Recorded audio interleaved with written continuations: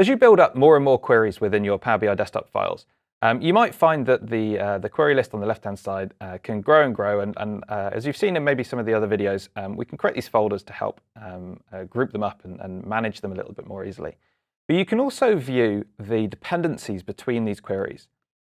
So it may be that if you've got lots and lots of different queries coming in, you want to understand, okay, well, which ones reference each other, where do they all come from, what data sources and connections are we using? And trying to understand, if I change columns in one, is it going to have an impact on any of the other queries? And we've added this query dependency view to help with that.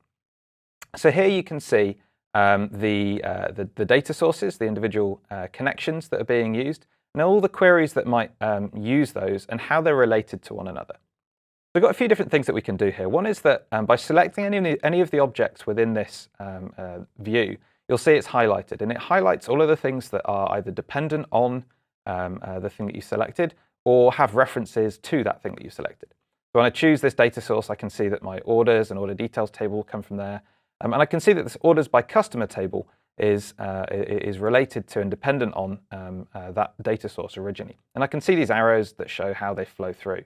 Now I can pan around and zoom in and out of these views if it's getting particularly big, and I can relay them out in different ways that might help me better understand the different tables within here. I can also, if I've zoomed in too far, I've got this button here to always fit it back so that I can see it within the screen.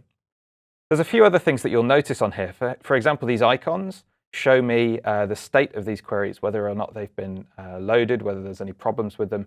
So it can help me identify issues with the whole set of queries that are in this Power BI desktop file. So for example, when I select one of these that's got an issue, I can see, okay, well, actually, maybe the problem wasn't necessarily in this table, it was actually in one that it was referring to earlier on.